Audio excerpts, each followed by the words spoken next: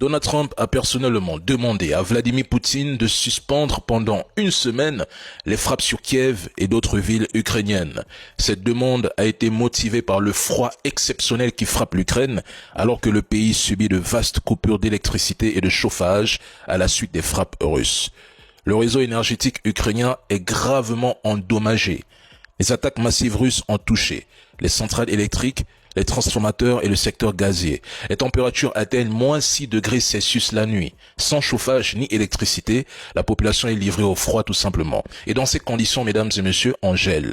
Et sans nourriture, on meurt. Depuis des années, on ne cesse de vendre le récit d'une victoire ukrainienne imminente pendant que le peuple ukrainien, lui, endure une situation dramatique.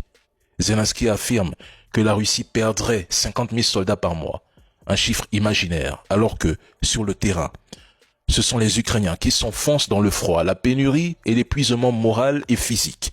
Les supermarchés se vident. La situation est catastrophique en Ukraine. Aujourd'hui, des millions d'Ukrainiens vivent sans chauffage, dans des conditions climatiques extrêmes. Pendant ce temps, des trolls majoritairement étrangers au conflit et souvent français, installés confortablement en France, relaient un discours médiatique appelant les Ukrainiens à tenir bon, affirmant que la victoire est proche. Certains vont jusqu'à déclarer, comme le général Yakovlev, que l'Ukraine se bat pour toute l'Europe. Quelle honte!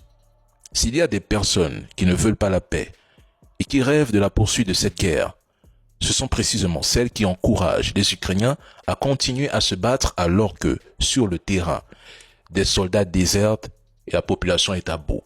Les Ukrainiens veulent la paix, ils sont fatigués de cette guerre. Et si vous voulez connaître la vérité, suivez les médias ukrainiens indépendants.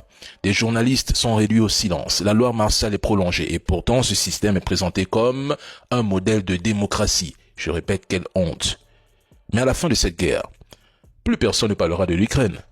Tandis que la Russie continuera d'exister en tant qu'État fort et puissant. C'est là tout le comble de cette histoire. Qui parle encore de la Libye, du Venezuela, de la Syrie? Qui en parle encore? Personne.